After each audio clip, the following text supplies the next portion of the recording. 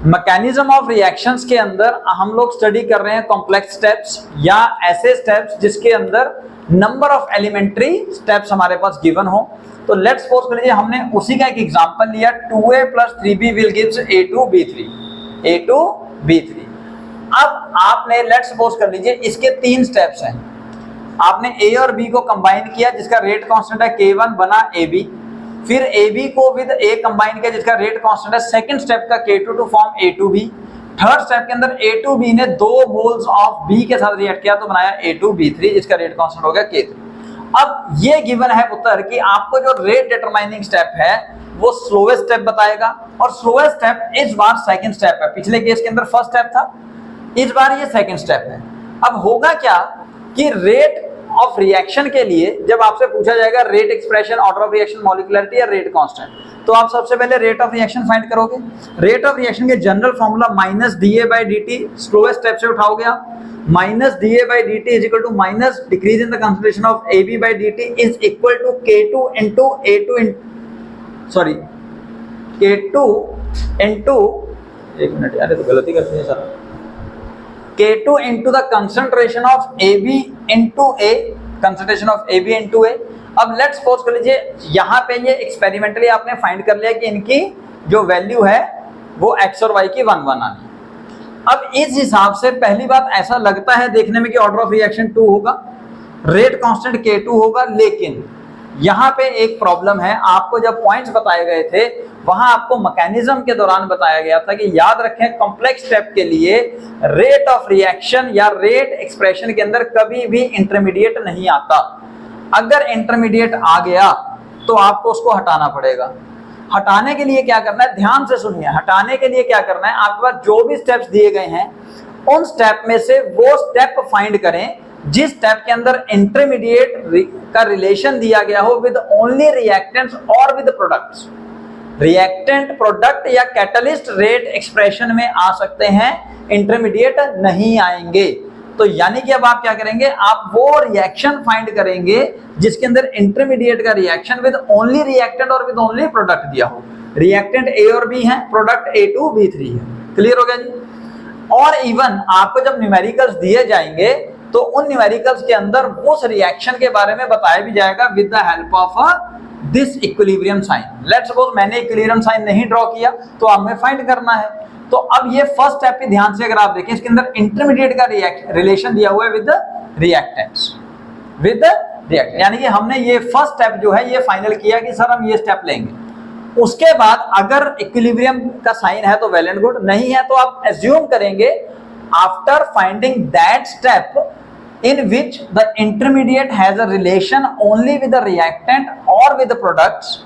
Second step क्या करना है, उसके बाद अगला मतलब क्या करना है, आपने एज्यूम करना है कि वो रिएक्शन रिवर्सिबल है, यानी कि A + B will give you AB and AB can also give A + B। आपने एज्यूम कर लेना है या फिर वो गिवन होगा। ठीक है जी, यानी कि यहाँ पे क्या हो गया, इक्विलिब्रियम अटेन हो गया। अब फॉरवर्ड रिएक्शन का जो रेट कांस्टेंट है सपोज K1 है, बैकवर्ड रिएक्शन का रेट कांस्टेंट है हमने K' लिया, इसको मैंने K फॉरवर्ड या K बैकवर्ड भी लिखा है। अब इक्विलिब्रियम कांस्टेंट का फॉर्मूला होता है concentration of product upon the molar concentration of reactants, and it also has a formula, it is defined as rate, equilibrium constant is also defined as the ratio of rate constant for forward to the rate constant of backward. तो यानी कि sir हम यहां से इन दो equations को use करेंगे, इन दो को, और यहां से AB की कंसंट्रेशन फाइंड आउट करेंगे। कैसे, ये उधर जाके मल्टीप्लाई हो जाएगी उत्तर। सो K1 upon K' into concentration of A into concentration of B। अब AB की कंसंट्रेशन इस रेट एक्सप्रेशन में हम इंट्रोड्यूस करेंगे। सो K2 इनटू AB की कंसंट्रेशन की वैल्यू क्या है उत्तर, K1 upon K' into A into B, और ये A ऑलरेडी था वहां पे। अब अगर इसको आप इकट्ठा करके लिखेंगे then rate of reaction according to rate expression is equal to K1 into K2 upon K' into A का square into B1। तो अब ऑर्डर ऑफ रिएक्शन क्या बन जाता है उत्तर, 2 + 1 3। तो जो पहले लग रहा था 2 होगा, लेकिन इंटरमीडिएट होने की वजह से हमने वो फॉलो नहीं किया और असलियत में ऑर्डर ऑफ रिएक्शन क्या है 3। Molecularity of reaction sir not defined, why, because हम पूरे इस कॉम्प्लेक्स रिएक्शन की मॉलिक्यूलरिटी कभी भी डिफाइन नहीं कर सकते। ओके सर, रेट कांस्टेंट क्या होगा, उसके लिए मैं इस रिएक्शन को दोबारा से लिख रहा हूं। सो रेट एक्सप्रेशन जो हमारा फर्स्ट पॉइंट था, it is equal to suppose K effective या rate constant of reaction into the A का स्क्वायर इनटू बी का स्क्वायर। तो आपका के इफेक्टिव क्या होता है, rate constant of reaction. So K effective value यहां से आएगी क्या है, K1 K2 upon K dash. अगला टॉपिक है पुत्र, अगर बाय द वे आपको स्लोएस्ट स्टेप नहीं दिया है तो आप कैसे फाइंड करेंगे। अगर स्लो स्टेप आपको डायरेक्टली लिखा है तो ठीक है, अगर टाइम पीरियड दे रखा है तो भी आप फाइंड कर सकते हैं कि यार जिसमें टाइम ज्यादा लग रहा है वो स्लो स्टेप होगा। लेकिन अगर आपको नहीं दे रखा है और आपको ग्राफ दिया गया है with for activation energy for a multi step और कॉम्प्लेक्स रिएक्शन, तब आप क्या करेंगे। तो सपोज आपका यह रिएक्टेंट है पुत्र, रिएक्टेंट के से प्रोडक्ट बनने के दौरान नंबर ऑफ स्टेप है। तो मैंने यहाँ पे 3 स्टेप का एग्जांपल लिया। सपोज पहला मेरा ब्लू पेन गया, ऊपर एक हम बनाया, फिर ऊपर गया, फिर नीचे आया, फिर गया, फिर आया और अल्टीमेटली प्रोडक्ट बनाता है। अब ये हम जो डायग्राम में किसी भी तरह से हो सकता है, कोई भी हम ऊपर नीचे हो सकता है और कितने भी हम हो सकते हैं, हार्डली मैटर्स। 3 स्टेप हैं और मैंने इस स्टेप के हिसाब से ये बना दिया ऐसे। तो उस केस में आप ध्यान से देखें तो रिएक्टेंट जो है उन्होंने एनर्जी गेन की होगी और एनर्जी गेन करते करते करते मिनिमम एक्टिवेशन एनर्जी गेन करके वो पहुंचे होंगे ट्रांजिशन स्टेट 1 पे। जैसे ही ट्रांजिशन स्टेट 1 पे पहुंचोगे वहां से वो स्टेबल होने के लिए एनर्जी लूज करेंगे और वो कन्वर्ट हो जाएंगे इनटू फर्स्ट इंटरमीडिएट ए। तो ये हो गया step 1, R convert into A. Let's suppose मैं भी हटा रहा हूं, ये गिवन नहीं है आपको, ठीक है। आर कन्वर्ट हुआ ए में, रिएक्टेंट कन्वर्ट हुआ ए में, इंटरमीडिएट फर्स्ट। फिर सेकंड स्टेप के अंदर इंटरमीडिएट ने फिर एनर्जी गेन करी और वो सेकंड ट्रांजिशन स्टेट पे पहुंचा, वहां से वो फिर कन्वर्ट हुआ इनटू बी। तो ए कन्वर्ट हो गया बी में। क्लियर हो गया पुत्र। उसके बाद थर्ड स्टेप में बी ने फिर एनर्जी गेन की और वो कन्वर्ट हुआ into transition state 3 bye gaining the activation energy, और उसके बाद वो फिर से एनर्जी लॉस करके फाइनली कन्वर्ट होता है प्रोडक्ट में। तो ये रहा थर्ड स्टेप। अगर आप देखेंगे तो ए से ए कट जाएगा, बी से बी कट जाएगा, रिएक्टेंट प्रोडक्ट में कन्वर्ट हो जाएंगे, ठीक है, मल्टी स्टेप है। अब यहाँ पे आप ध्यान रखें, आपको बताया गया है energy difference between the total energy and the reactant energy is called activation energy. तो यहाँ पे एक्टिवेशन एनर्जी इतनी है, इस केस के अंदर रिएक्टेंट ए है पुत्र, तो यानी कि टोटल एनर्जी में से रिएक्टेंट की एनर्जी माइनस करोगे तो ये एक्टिवेशन एनर्जी होगी ब्लैक वाली, और थर्ड स्टेप के लिए ब्लू वाली एक्टिवेशन एनर्जी है। अब ट्रिक क्या है कि जितनी एक्टिवेशन एनर्जी ज्यादा होगी, जितनी एक्टिवेशन एनर्जी ज्यादा होगी उतना ज्यादा टाइम लगेगा आपके उस रिएक्टेंट को ट्रांजिशन स्टेट तक पहुंचने में, क्योंकि एनर्जी गेन करेगा वो। तो उस हिसाब से activation energy if more than that is a slow step, और जहां पे एक्टिवेशन एनर्जी मिनिमम होगी वो फास्टेस्ट स्टेप हो जाएगा। तो इन तीनों में अगर आप देखें तो यहाँ पे जो रेड वाला पार्ट है ये इतना एनर्जी गेन, इतना एनर्जी रिक्वायर कर रहा है, फिर ब्लू वाला और फिर ब्लैक वाला, यानी कि रेड वाला पार्ट मैं कह सकता हूँ it has maximum activation energy. तो स्टेप 1 के अंदर एक्टिवेशन एनर्जी मैक्सिमम है, फिर स्टेप 3 में, फिर स्टेप 2 में, यानी कि स्टेप 2 तो फास्टेस्ट हो गया और स्टेप 1 जो है ये आपका स्लोवेस्ट स्टेप हो गया। तो हम कह सकते हैं ये है आपका स्लोवेस्ट स्टेप और ये दोनों फास्ट स्टेप हैं। फास्ट स्टेप से हमें लेना देना नहीं है, हमें स्लोवेस्ट स्टेप से लेना देना, तो हमने उसको दोस्त बनाया और उसी को बना दिया रेट डिटरमाइनिंग स्टेप। उसके साथ में रेट एक्सप्रेशन लिखा। So rate expression is equal to rate constant, और फर्स्ट स्टेप के लिए K1 था, into the concentration of reactant raised to power, जो भी रेट लॉ एक्सप्रेशन के हिसाब से एक्सपेरिमेंट से वैल्यू आएगी वो लेट्स सपोज 1, तो हिसाब से इसका order of reaction 1, order of reaction 1 होगा।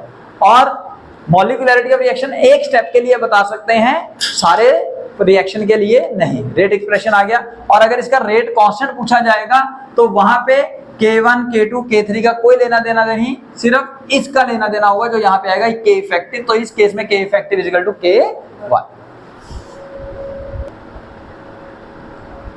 अगला टॉपिक है उत्तर पैरेलल रिएक्शन या साइड रिएक्शंस। इसका मतलब क्या है कि लेट्स सपोज आपका कोई रिएक्टेंट है R, वो side by side 2 reaction show कर रहा है, एक में वो प्रोडक्ट बना रहा है, एक में A, एक में बना रहा है B। इसका रेट कांस्टेंट K1, इसका रेट कांस्टेंट K2। तो सर यानी कि rate of reaction for first step हुआ या पैरेलल स्टेप का एक स्टेप का हुआ minus dR/dt is equal to increase in the concentration of A with respect to dt is equal to K1 into R। Clear हो गया पुत्र, K1 rate constant into concentration of reactant. Second step का हिसाब से हो जाएगा जी R2 is equal to minus dr by dt is equal two plus dB by dt equal to K2 into R, K2 into R। Clear हो गया पुत्र? अब अगर मैं इस रिएक्शन को 2 मिनट के लिए भूल जाऊं तो rate of reaction according to reactant क्या होगा, minus 1/1 into dr by dt। So dr by dt यानी कि माइनस dr बाई dt, आप ध्यान से देखें वो इन स्टेप्स के अंदर कहां से आया, ध्यान दीजिएगा। एक बारी dr बाई dt ये रहा जो कि K1 इंटू R से आया, क्योंकि मुझे जो रेट ऑफ रिएक्शन लिखना है वो according to rate law expression लिखना है, ये ध्यान रखिए। दूसरी बात, दूसरे स्टेप के अंदर again minus dr by dt K2 into R से आया, यानी कि माइनस dr बाई dt ही मेरा दोनों स्टेप से आया है और दोनों को फिर ऐड करना है, तभी तो ये आया होगा ना। ये यहां से कुछ dr बाई dt खत्म हुआ होगा, कुछ यहां से खत्म हुआ होगा, तो ओवरऑल कितना खत्म हुआ सर, दोनों को ऐड कर दो।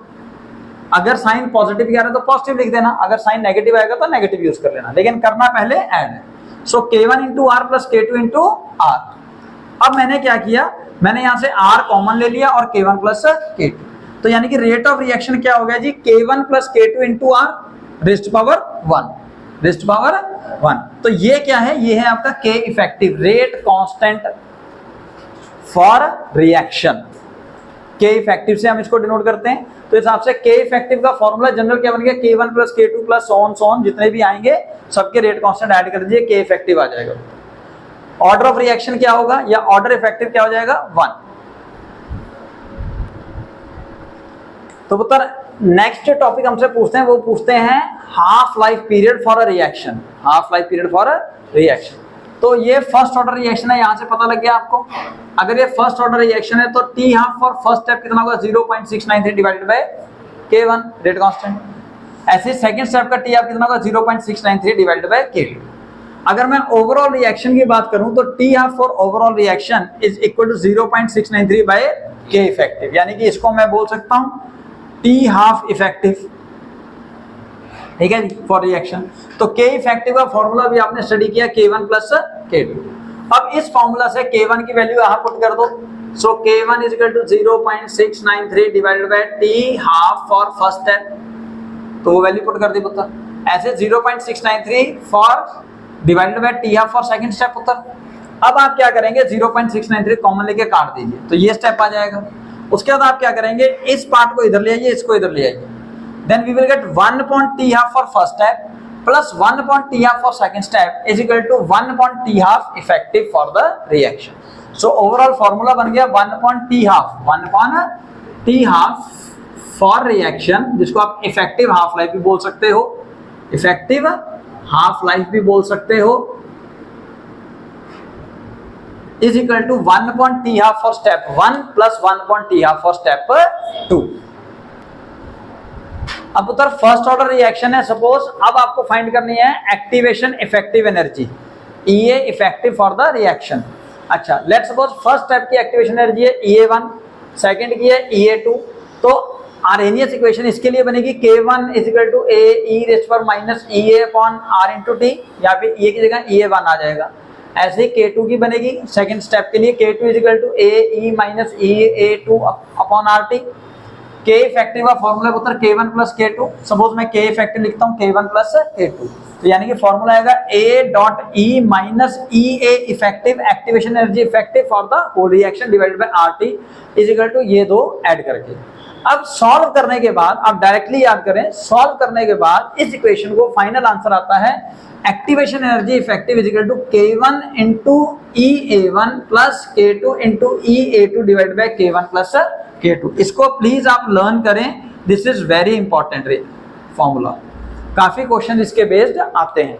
सो E effective is equal to EA1 into K1 plus EA2 into K2 divided by K1 plus K2, या कह लीजिए K इफेक्टिव, यानी कि अगर नंबर ऑफ स्टेप ज्यादा होंगे, 3 4 5 होंगे, तो उतने ज्यादा बार आप मल्टीप्लाई करके इसको ऐड करते जाएंगे, यानी कि EA effective is equal to K1 into EA1 plus K2 into EA2 plus K3 into EA3 plus K4 into EA4 divided by K1 plus K2 plus K3 plus K4, simple. तो ये ध्यान रखिए, T half के लिए भी 1 by T half for third step, 1 by T half for fourth step आ जाएगा, और K effective K1 plus K2 plus so on, यानी कि K2 plus K3 K4 so on add होते जाएंगे।